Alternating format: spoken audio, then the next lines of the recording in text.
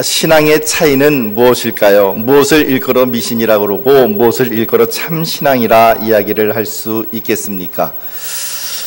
둘 다 무엇인가를 믿고 의지하고 있는데 무엇을 가르쳐서 미신이라고 하고 무엇을 가르쳐서 참신앙이라고 말을 할 수 있겠습니까?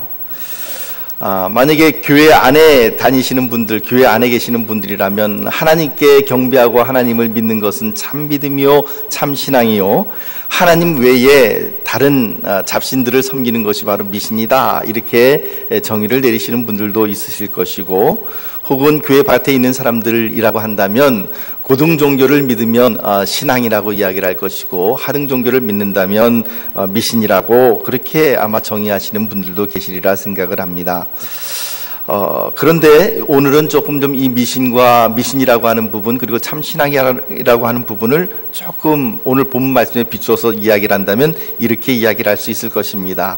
미신은 인간이 자기 자신에게 있는 돈이나 능력이나 재주 같은 것을 사용해서 신의 마음을 달래고 얼레서 자신의 목적을 성취하는 것입니다.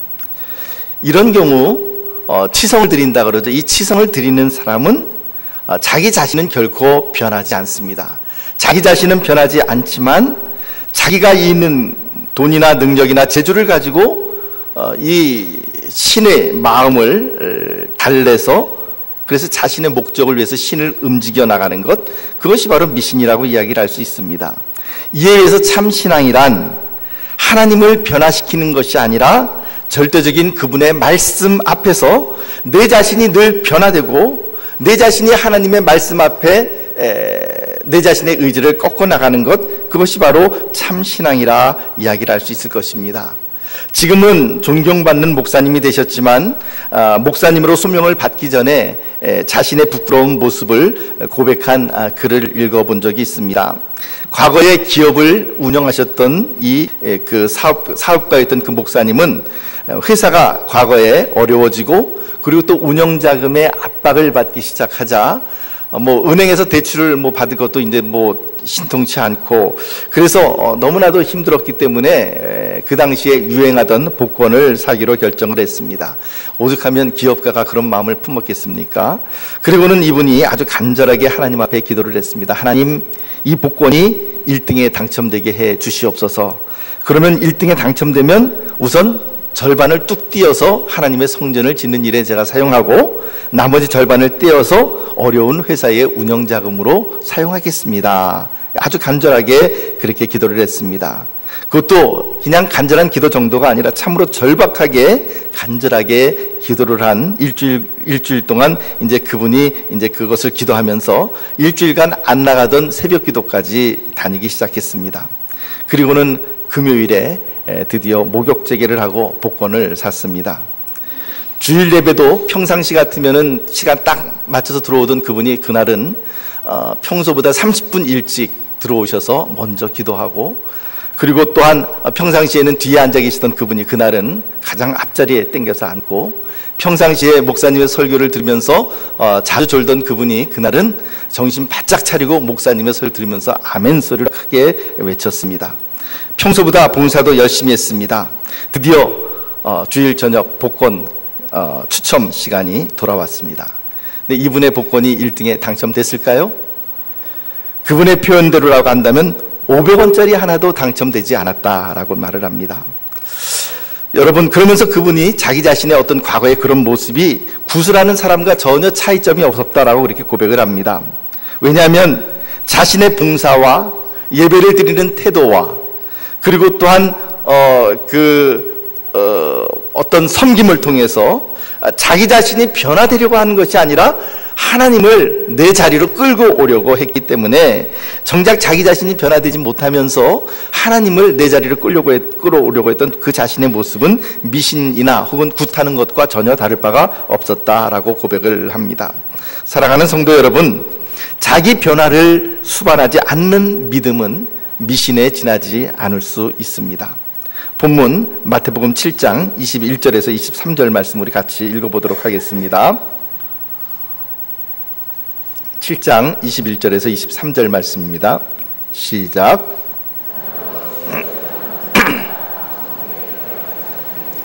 다만 하늘에 계신 내 아버지의 뜻대로 행하는 자라야 들어가리라. 그날에 많은 사람이 나더러 이르되 주여 주여 우리가 주의 이름으로 선지자 노릇하며 주의 이름으로 귀신을 쫓아내며 주의 이름으로 많은 권능을 행하지 아니하였나이까 하리니 그때에 내가 그들에게 밝히 말하되 내가 너희를 도무지 알지 못하니 불법을 행하는 자들아 내게서 떠나가라 하리라. 오늘 이 말씀은 읽는 저도 그렇고 읽는 여러분들도 그렇고 굉장히 불편한 말씀입니다. 불편한 진실입니다. 누구든지 주 예수를 믿으라 그리하면 너와 내 집이 구원을 얻으리라. 누구든지 자기의 죄를 고백하면 하나님께서 그를 용서하시고 영원한 생명 가운데로 인도하신다 라고 하는 이런 선포의 말씀에 대해서는 우리가 아멘으로 받고 기쁘게 받아들이지만, 그러나 오늘 말씀을 보면 아주 심각합니다. 나더러 주여 주여 하는 자마다 다 천국에 들어갈 것이 아니요 하늘에 계신 내 아버지 뜻대로 행하는 자라야 들어가리라 라고 말씀을 하고 있는 것입니다. 이 말씀은 마음이 없이 입술만의 고백만 일삼는 사람들은 천국과 아무 관계가 없다라고 하는 말씀입니다. 심지어는 뭐라고 말씀하시냐면 나더러 주여 주여 하는 자마다 다 하나님의 나라에 들어오는 것이 아니다. 우리식으로 이야기를 하면 2016년을 살아가고 있는 우리식으로 이야기하면 평택 제일교회 안에 들어와서 지금 예배를 드린다고 해서 모든 사람이 다 천국에 가는 것이 아니다 라고 하는 아주 심각한 말씀을 주님께서 말씀하시고 있는 것입니다. 그런데 말이죠, 여기에서 나더러 주여 주여 하는 자라고 하는 이 사람들에 대한 특징이 나타나 있습니다. 이들은 어떤 자들이었냐면 이 땅에 살아있는 동안에 자기 자신은 하나님의 나라에 들어가는 것을 아주 당연하게 생각했던 사람들입니다. 누구보다도 예수를 잘 믿는 사람들이라고 스스로 자부했던 사람들이고, 그리고 다른 사람은 몰라도 나는 하늘나라에 들어가는 천국 티켓을 갖고 있는 사람이다 라고 착각을 했다라고 하는 것이죠. 그런데 실제로 이 사람들의 삶이 주여 주여라고 하면서 열정적으로 그렇게 주님을 부르면서 정말로 하나님을 위하여 헌신하고 순종하는 삶을 살았는가? 그런 질문을 하면 주님의 말씀에 따르면 결코 그렇지 않습니다. 그들은 하나님의 뜻, 본문 말씀에 있는 것처럼 하늘에 계신 내 아버지의 뜻대로 행하는 자들이 아니었고 자기 자신의 의지대로 행하는 자들이었고, 하나님의 말씀 앞에서 하나님의 말씀이 원하는 바가 있고 내가 원하는 바가 있는데 그것이 서로 배치될 경우, 그것이 서로 갈등을 일으키는 경우에는 내 자신의 뜻을 꺾는 것이 아니라 하나님의 뜻을 꺾어서, 그 말씀을 꺾어서 내 삶 가운데 가지고 들어왔던 사람들이 바로 이 사람들이다라고 하는 것입니다. 그리하여 이런 사람들의 특징은 무엇이냐면 주여라고 부르지만 그 주님이라고 부르는 그 호칭은 단지 입술의 습관에 지나지 않는다라고 하는 것입니다. 사랑하는 성도 여러분, 주님이라고 하는 말의 의미는 어떤 뜻을 가지고 있습니까? 무슨 주자를 쓰죠? 주님 할 때 주자가 주인 주자입니다. 그 말의 의미는 예수님, 하나님, 당신이 나의 주인입니다 라고 하는 그런 의미를 가지고 있는 것입니다. 그것이 바로 주님 혹은 주여라고 하는 말에 포함되어 있는 의미가 되는 것이죠. 그런데 여러분, 이 말을 조금 거꾸로 한번 뒤집어 놓고 보면 나는 예수님의 뭐라고요? 나는 하나님의 종이 된다라고 하는 것을 의미하는 것입니다. 내가 종이라고 말할 때 그것은 무엇을 의미합니까? 종은요, 아무런 조건 없이 주인의 말에 절대 순종하는 것이 종입니다. 물론 자기 자신의 의견을 낼 수는 있겠지만, 그러나 일단 주인이 명령을 하면 그 주인이 자기가 생각할 때 이것은 아닌데 라고 하는 생각이 든다 할지라도 그 주인의 명령에 따라야 하는 것이 종입니다. 종은 반항할 수 없고 종은 자기 주장이나 자기 견해를 낼 수 없는 것이죠. 사랑하는 성도 여러분, 오늘날 예수 믿는 사람들의 가장 커다란 문제점은 무엇이겠습니까? 말은 주님이라고 이야기를 합니다. 하나님 당신이 나의 주인이시고 예수님 당신이 나의 주인이십니다 라고 고백을 합니다. 그런데 종인 자기 자신의 의지를 꺾을 마음이 없습니다. 하나님의 말씀이 있고 나의 의지가 있는데 이 두 의지가 서로 충돌될 경우 당연히 나의 마음을 꺾고 하나님의 말씀대로 살아가야 하는 것이 올바른 삶인데도 불구하고 하나님의 말씀을 무시해버리고 오직 나의 의지를 내세웁니다. 그것이 바로 오늘날 예수 믿는 사람들의 문제인 것이죠. 내가 주장할 것 다 주장하고 내 뜻 내세울 것 다 내세우고 따질 것 다 세우고 다 따지고 그렇게 하고 순종하려고 하니까 더 이상 순종할 건덕지가 남아있지 않는 것입니다. 심지어 이들은 어떤 일들을 합니까? 그들은 오늘 본문 말씀을 보면 뭐라고 이야기를 하냐면 많은 사람이 나더러 이르되 주여 주여 우리가 주의 이름으로 선지자 노릇하며, 선지자 노릇한다 그러니까는 조금 좀 어감이 좀 안 좋습니다만 헬라어 원문으로 보면 이 부분이 이렇게 직역할 수 있습니다. 주님 우리가 주의 이름으로 예언을 하고 주의 이름으로 귀신을 쫓아내며 주의 이름으로 많은 권능을 행하지 아니하였나이까? 라고 그렇게 이야기를 합니다. 심지어는 이 사람들은 주님이라고 부를 뿐만 아니라 어떤 일을 했다고요? 주님의 이름으로 예언을 했고 주님의 이름으로 권능을 행했고 주님의 이름으로 귀신을 쫓아내기도 했던 사람들입니다. 주의 이름으로 예언했다는 말은 오늘날 우리식으로 이야기를 한다면 주의 이름으로 설교를 했다라고 하는 것입니다. 심지어는 설교를 하는 사람들 그리고 어떤 교회 리더들 가운데에서도 심지어는 주님의 뜻대로 행하지 아니하고 자기의 마음대로 행하는 사람들이 있을 때 주님은 그 사람들을 향하여 뭐라고 말씀하십니까? 마지막 날에 내가 너희를 도무지 알지 못하니 불법을 행하는 자들아 내게서 떠나가라, 이렇게 단호하게 말씀을 하고 계시는 것입니다. 사랑하는 성도 여러분, 주님의 이름 가운데는 능력이 있습니다. 주님의 이름 가운데 권능이 있습니다. 그러기에 주님의 이름으로 무엇인가를 기도했을 때에 비록 그 사람의 삶이 온전치 못했다 할지라도 주님의 이름으로 기도할 때 그것이 응답될 수 있습니다. 그러나 정말 중요한 자기 자신은 어떻습니까? 하나님으로부터 버림을 받을 수도 있다라고 하는 것입니다. 불편한 진실입니다.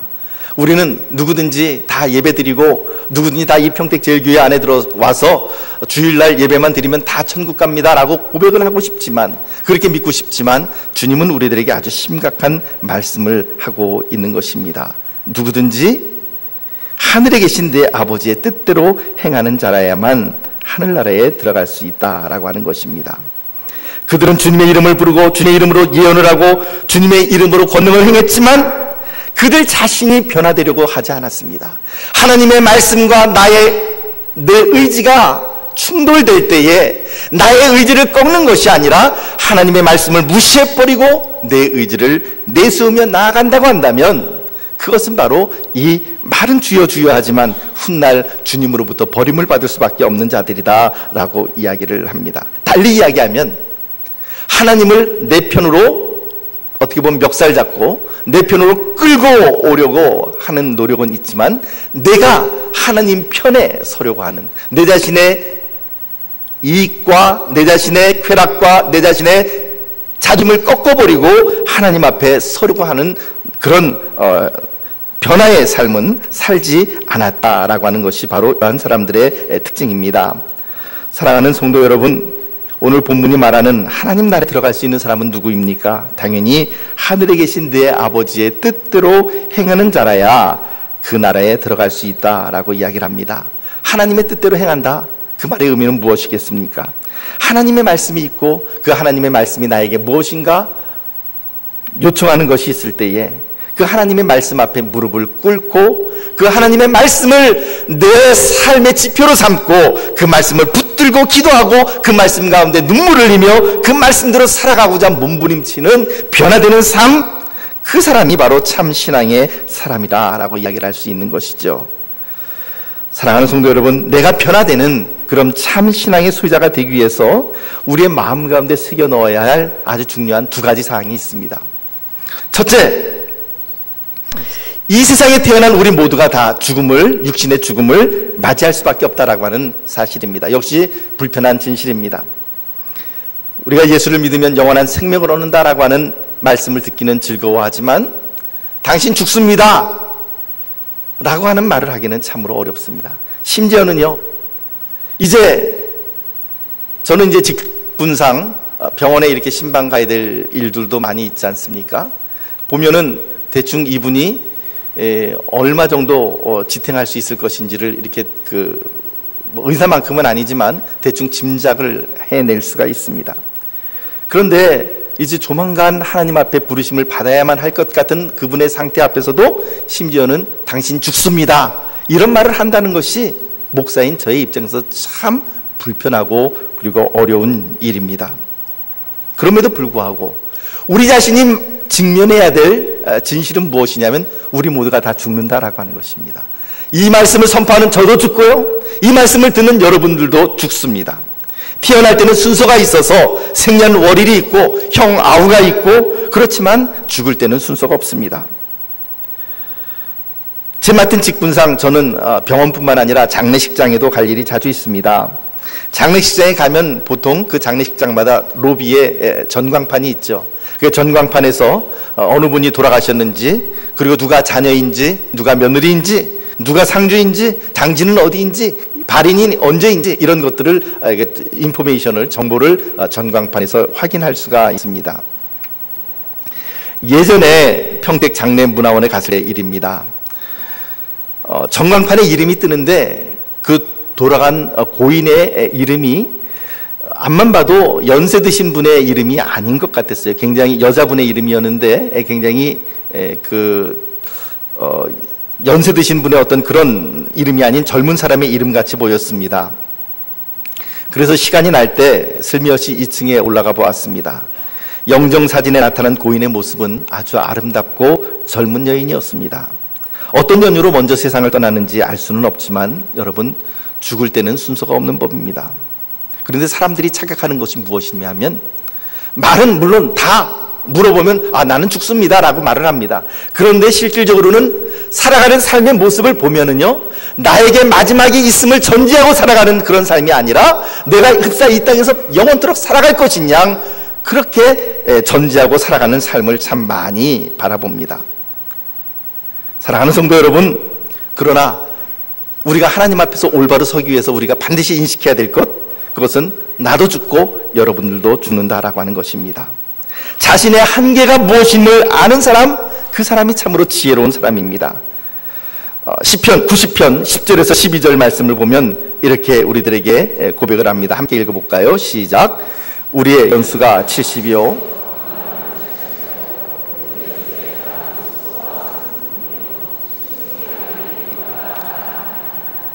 누가 주의 노여움의 능력을 알며 누가 주의 진노의 두려움을 알리이까.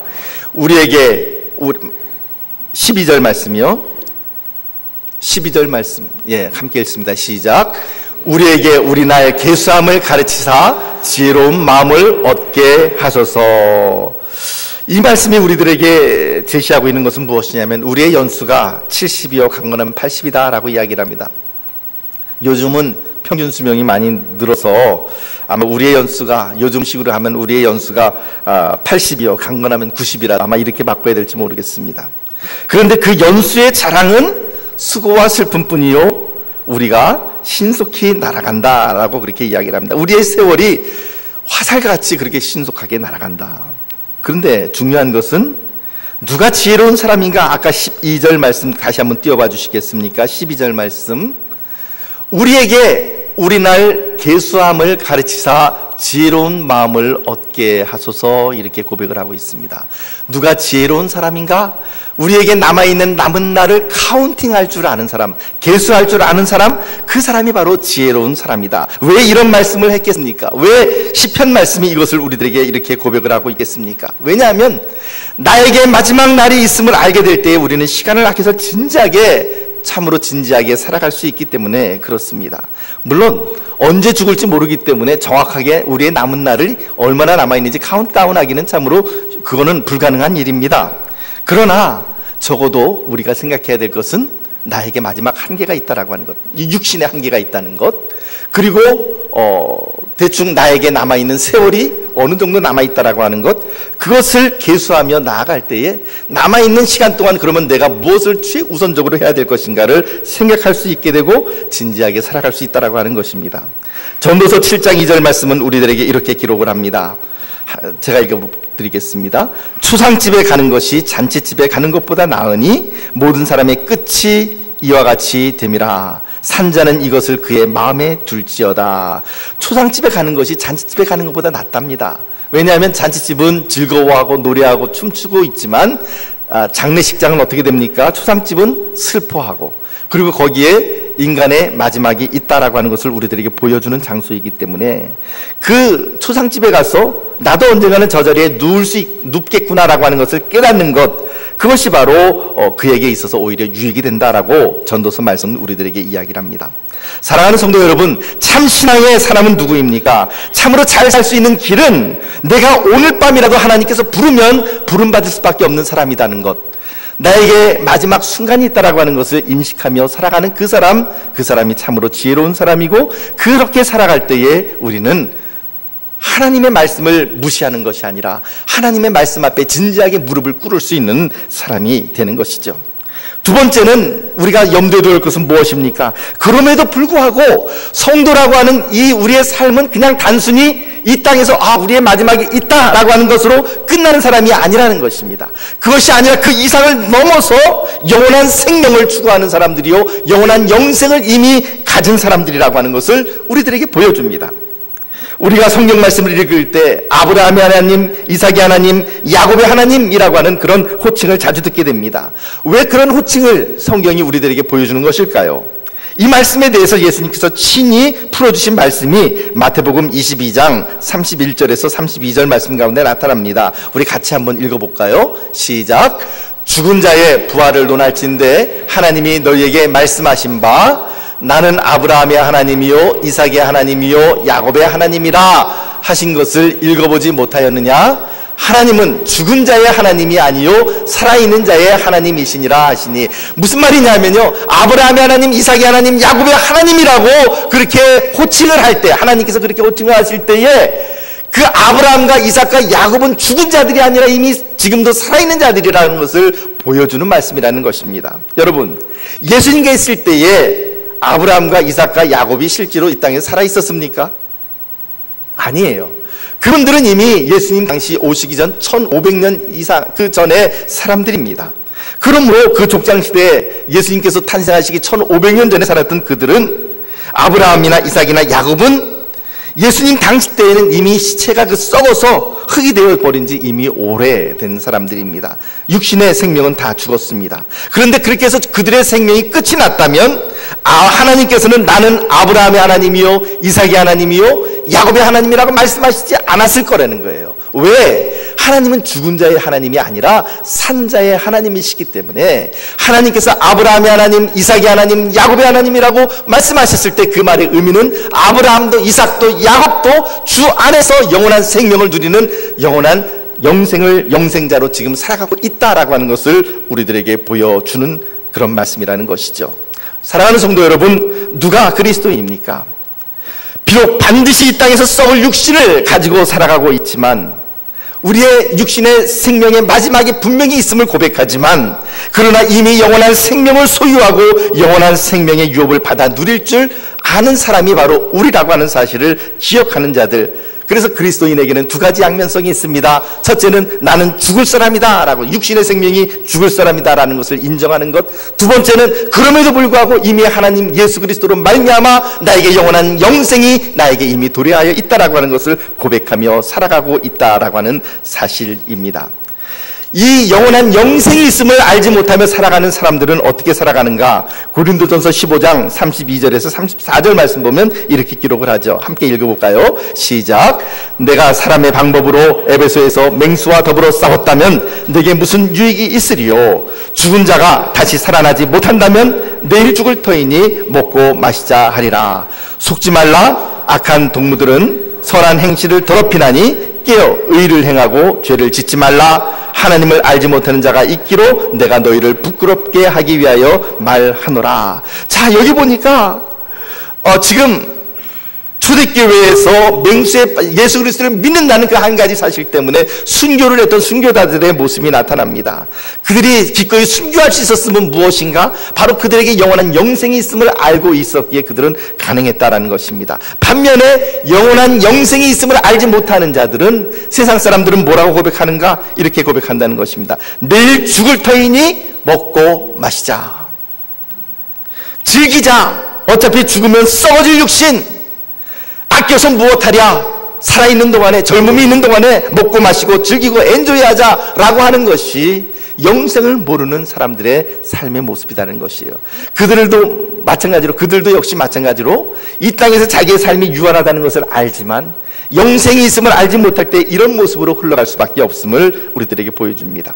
성경은 그렇게 먹고 마시고 즐기자, 아직 젊었을 때 즐기자라고 이야기하는 그들을 일컬어 뭐라고 이야기합니까? 속지 말라, 악한 동무들은 선한 행실을 더럽히나니, 이렇게 기록을 하고 있는 것이죠.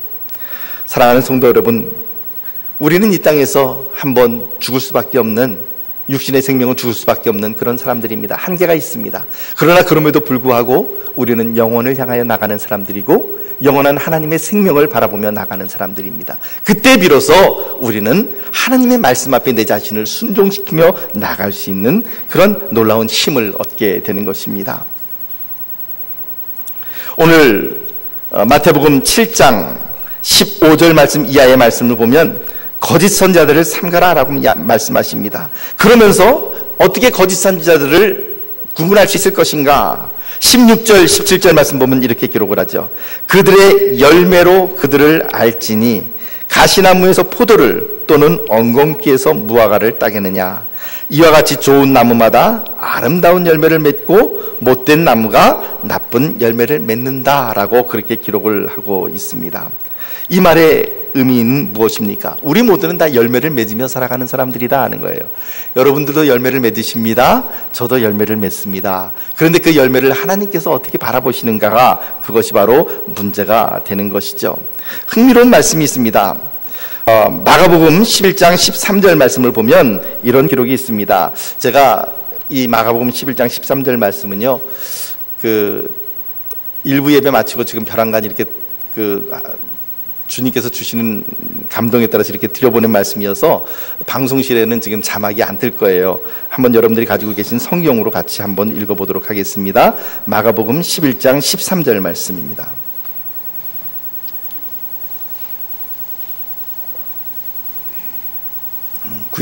신약성경 74쪽입니다. 마가복음 11장 13절 말씀, 13절, 14절 두 절을 같이 읽도록 하겠습니다. 찾으신 줄 알고 함께 읽습니다. 시작. 멀리서 잎사귀 있는 한 무화과 나무를 보시고 혹 그 나무에 무엇이 있을까 하여 가셨더니 가서 보신즉 잎사귀 외에 아무것도 없더라. 이는 무화과의 때가 아님이라. 예수께서 나무에게 말씀하여 이르시되 이제부터 영원토록 사람이 내게서 열매를 따먹지 못하리라 하시니 제자들이 이를 듣더라. 지금 예수님께서는 무화과 나무 시작하셔서 무화과 나무에 가셨습니다. 그리고는 그 무화과 나무에서 무슨 열매가 있을까 살펴보았는데 열매가 없었습니다. 근데 지금 본문 말씀에 의하면 열매가 없는 게 너무나도 당연합니다. 왜요? 그때는 무화과 나무 때가 무화과 철이 아니기 때문에. 무화과는 제가 이스라엘에 있을 때는 보통 7월달, 8월달 그때 굉장히 많이 출하가 됩니다. 그러니까는 한여름에 7월달, 8월달에 무화과가 많이 나오는데, 근데 이때가 지금 예수님께서 베다니에서 이렇게 시장하셔서 무화과의 나무에 갔던 이때는 언제냐면 6월절 가까운 때입니다. 그러니까 6월절 때라고 한다면 보통 우리로 따지면 부활주일하고 일치가 되지 않습니까? 그래서 한 4월달, 절기로 따지면 4월달 정도인데 그때 무화과 나무에 가서 열매를 구해봐야 당연히 열매가 있을까요? 없을까요? 없죠. 열매가 있을 턱이 없습니다. 그런데 주님은 뭐라고 말씀하시냐면 나무에게 이제부터 영원토록 사람이 내게서 열매를 따먹지 못하리라 라고 하는 저주의 말씀을 하셨습니다. 자연 법칙을 따라서 당연히 열매가 없을 것이 마땅함에도 불구하고 예수님은 그 무화과 나무에 가서 열매를 구하셨고, 열매가 없을 때 너무나도 당연한 것인데도 예수님은 그 나무를 저주하셨습니다. 이 말씀이 우리들에게 보여주는 의미는 무엇이겠습니까? 그것은 바로 주님은 하나님은 우리들에게 열매를 구하는 분이시다라고 하는 것입니다. 어느 때든지 우리들에게 오셔서 열매를 요청하실 때에 그 열매를 올바로 주님 앞에 내놓지 못한다면 우리는 이런 저주를 받을 수밖에 없는 사람들임을 보여주고 있는 것이죠. 사랑하는 성도 여러분, 그런데 어떤 열매를 맺어야 될 것입니까? 가시나무의 열매나 혹은 엉겅퀴의 열매를 맺는다고 한다면 그것은 다른 사람을 찌르고 그리고 다른 사람에게 유익을 주는 그런 열매가 아닐 것입니다. 오늘 우리가 우리 자신의 삶을 점검하면서 하나님 앞에 솔직하게 우리 자신의 삶을 내어놓고 생각해 봐야 될 것은 내가 지금 맺고 있는 열매가 다른 사람에게 유익을 주고 있는가? 우리 주님께서 기뻐하시는 그런 열매를 맺고 있는가? 이것을 생각해야 되는 것이죠. 그리고 또한 내 열매가 혹시 다른 사람들을 찌르거나 가시나무처럼 상하게 하거나 다른 이의 접근을 막고 있지는 않은가? 그것을 우리가 점검을 해보아야 합니다. 그러면서 주님은 뭐라고 말씀하십니까? 그 나무가 어떤 나무인지 열매로 그들을 알 것이다 라고 말을 하고 있습니다. 겉으로는 그 앞에 무슨 말씀이 있냐면 거짓 선지자들을 삼가라라고 하는 말씀이 있습니다. 양의 옷을 입고 너에게 나오지만 속에는 노략질하는 일이라고 말을 합니다. 겉으로, 그러니까 말의 의미는 겉으로 보기에는 다 고만고만하게 보이고 겉으로 보기에는 다 순한 양같이 보이지만 그러나 그 안에서 악한 일이가 있을 수 있는데 그 악한 일인지 아닌지 어떻게 알 수 있는가? 열매로 그것을 알 수 있다라고 주님은 말씀하시고 있는 것입니다. 사랑하는 성도 여러분, 열매 없는 유대인들에게 주님은 이런 저주의 말씀을 하셨습니다. 열매 없는 삶이 얼마나 저주를 받은 삶인가를 보여주는 그런 말씀이 우리가 아까 읽은 마가복음 말씀이었습니다. 사랑하는 성도 여러분, 이제 주님께서는 우리들에게 열매를 요구하십니다. 그것도 좋은 열매를 요구하십니다.